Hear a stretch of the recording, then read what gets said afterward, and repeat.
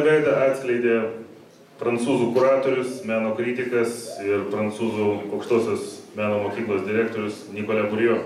And one more face was disclosed by Nicolas Bourriaud, well, a representative from French cultural world. I would like to ask you for a word, small introduction about your shade of prestige.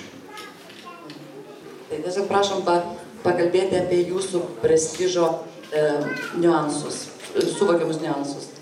Thank you very much for this invitation. So, they are minister, they are mayor, they are organizers, they are artists also, and most of all, they are citizens of Klaipėda. Taigi labai ačiū visiems už pakvietimą. Tai yra ponui ministrui, ponui merui, gerbėmiems svečiam, artistam, dailininkam ir taip pat parodos atidarymo svečiam. I feel very honored to participate to this project for my first visit in Lithuania, actually, which is a shame, but now it's repaired. And I was actually asked to do something very simple in this project, which is really their work, which is be the sparring partner in a way. You know, sometimes when you have ideas, when you want to do a project, you need somebody to give the ball back, you know. Aš labai esu dėkingas, kad buvau pakviestas dalyvauti šitame projekte. Ir tai buvo, kai buvo mano pirmas vizitas, tai iš viso aš nieko nežinau apie Lietuvą. Dabar aš atvykau jau 3. kartą. Ir iš tikrųjų šitas visas darbas, visa veikla, kurią mes atlikom, tai buvo kūrybinė veikla. Ir jis sako, aš mielai į ją įsijungiau. Pradžiai mano rolė buvo truputį kitokia. Aš buvau tiesiog kaip tas žaidėjas, kuris žaidžiant kamuolį turi pagauti kamuolį ir duoti jį atgal. And I think I was the perfect first person for it because I actually have no idea what prestige is really. Aš turbūt labai tikau tam vaidmenį, nes tuo metu aš kaip ir supratimo neturėjau, kas tas prestižas. So we have to reinvent this whole idea from scratch in a way. Ir mums reikėjo tą idėją sukurti iš nieko. And that's exactly what art should be about. Reconsider, re-interrogate every time the questions which seem to be the most easy to answer. Ir praktiškai menas tai ir yra nagrinėjimas arba kažkokio tai objekto arba kelimas klausimų, kurių galbūt atsakymai kai kuriais atvejais atrodo labai paprasti. That's what prestige has something to do with magic also. That's what I try to develop in the text.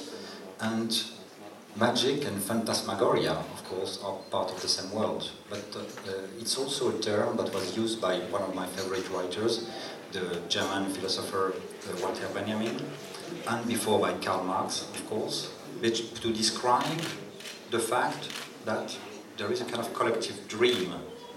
Faktiškai prestižas tai yra terminas, kuris aprašo ir vartoja tą reikšmę, kad tai yra susijęs su fokusu, su magijos pasauliu. Ir tai iš tikrųjų tai yra šita reikšmė. Tačiau jis tai panaudojo ir kitą reikšmę, kurią yra aprašęs jo mėgstamas vokiečių rašytojas ir taip pat Karlas Marksas. Tai yra kolektyvinės svajonės sąvoka. And Walter Benjamin was adding that the work of the historian, the intellectual, the artist, whoever he or she is to analyze this dream once it's over.